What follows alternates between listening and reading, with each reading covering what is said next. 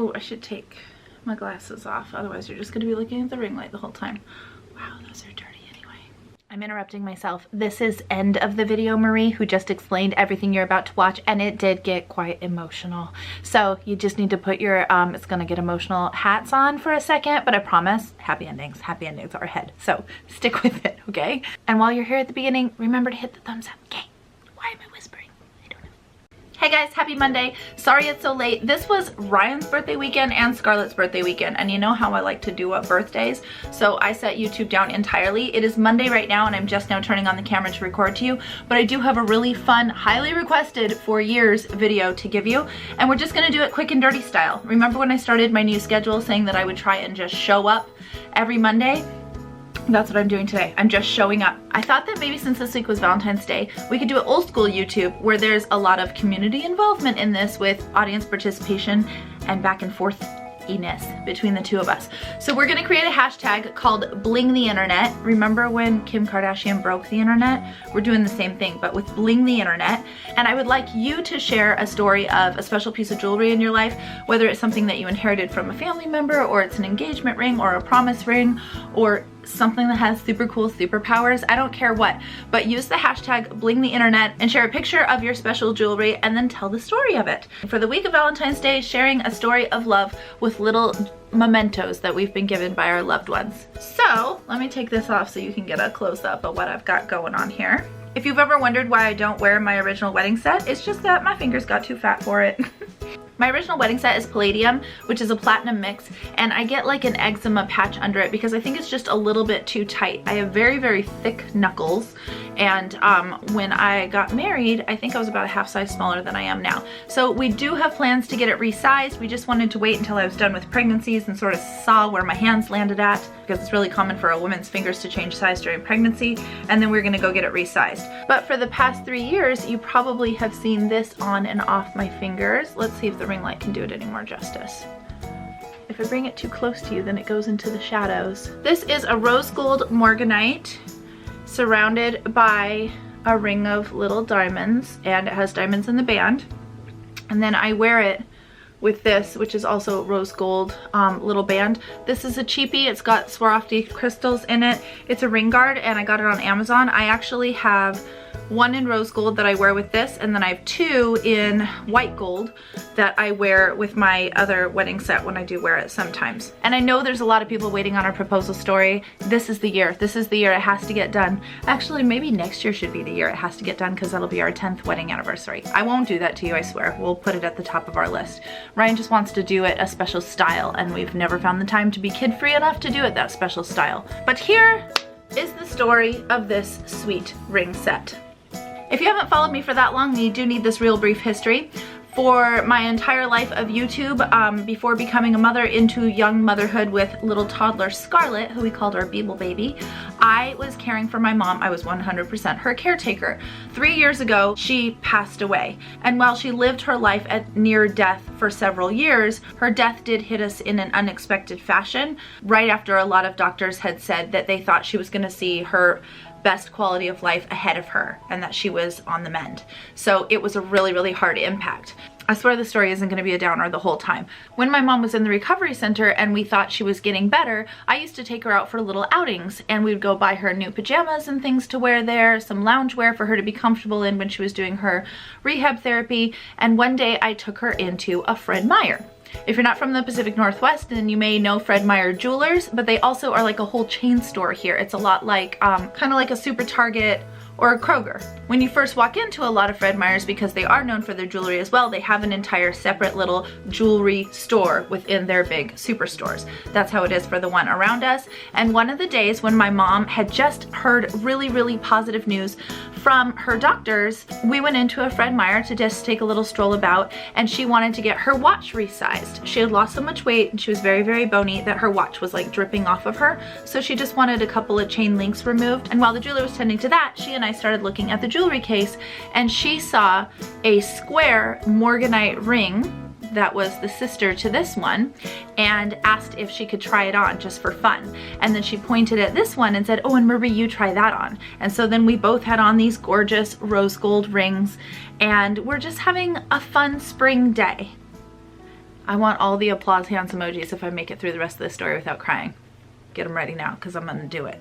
We were both playing with the rings. I actually was doing the weekly bit, and I actually recorded this whole interaction and showing my mom with her pretty jewels and stuff on, and I showed my hand too. And then my mom declared that these were going to be her homecoming rings, that she was going to buy them for both of us when she was out of the rehab center and back in her house that we had just recently like built and set up for her and was sitting and waiting for her empty after this long awaited period. Another part of my story is that my mom had lived with us for 3 years while we were setting up a housing situation for her in this like final, very hopeful season of her life where we thought she was going to really be able to bask in grandmahood and things like that. I had it documented on film that these were going to be her homecoming rings and that she was going to buy me one to match hers so that we could sort of commemorate all that we had been through, and also as a thank you to me for everything I'd done for her when we had gone through the hardest season of our life with so many tears and just so much heartache and everything like that. And it was just a very sweet and hopeful day. Fast forward to everything took a very strong turn for the worse, and my mom did pass away. We're just gonna gloss over that part. I feel like we're kind of doing the Seinfeld blah blah blah thing. I'm glossing over the actual big part of the story. The point is, on the other side of the unexpected sad ending and the hardship, I felt very broken and lost in a lot of things. And one of the things that I felt lost in is I felt like I could never go back to that grocery store, because every time I did, I felt like I could see the two of us standing in the jewelry department, giggling together and trying on pretty rings. And this homecoming ring was like sitting there haunting me, telling me this was never meant to be hers.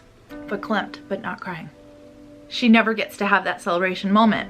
And so I avoided going to that store at all costs. And that's always been like our regular shopping spot for our family. On top of that, I had that footage haunting me for the longest time. I set down the weekly bit and I set down vlogging for a long time while I tried to just mentally adjust to what had just happened and really mourn and sort through my feelings and help my family process and the kids and everything like that on their first loss of a loved one. And just, I mean, so much.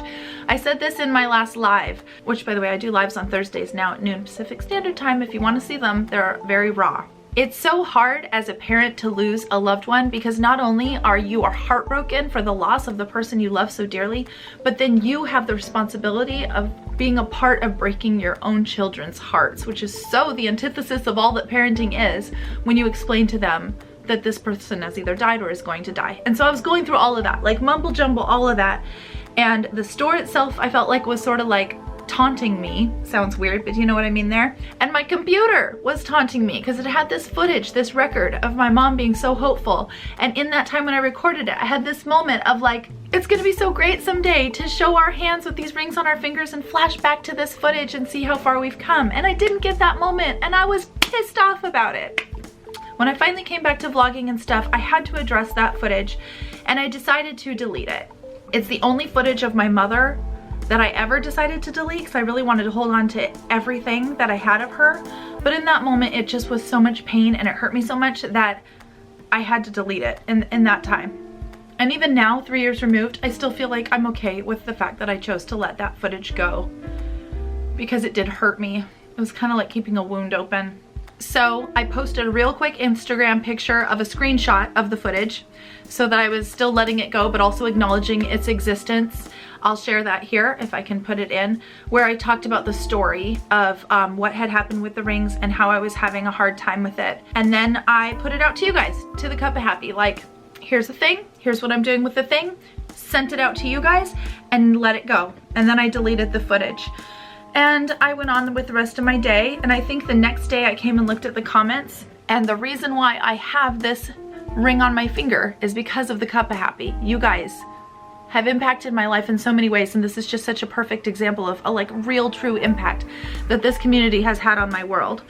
I was scrolling through the comments and I saw one that said, "Silly Marie," this is how I remember it. If I can find the comment, I will put it up there, but this is how I remember it, and I remember it fondly, of Silly Marie, she did make it home.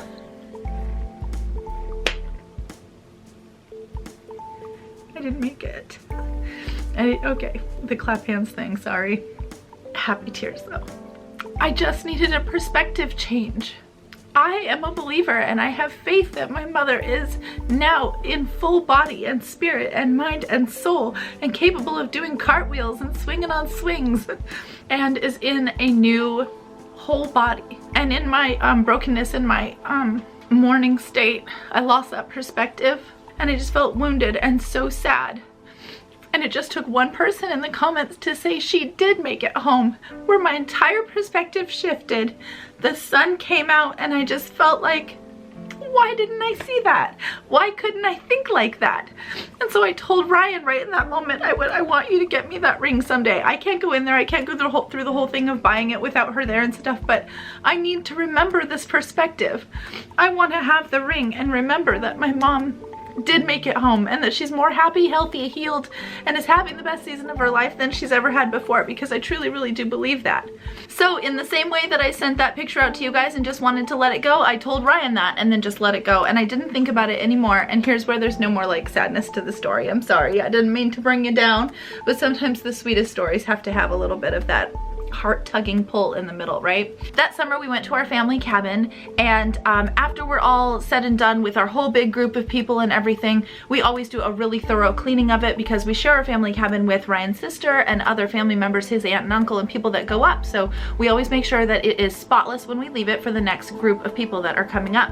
So our friends had done their part and they had all headed out. Ryan and I were doing like the final spit shine on the place, and then I always do a last minute walkthrough. I check under the beds and, you know, just the things you do when you're going to clean somewhere. And so Ryan's like, did you do the final walkthrough? And I said, yeah. And he was like, okay, well, I think you should do it one more time.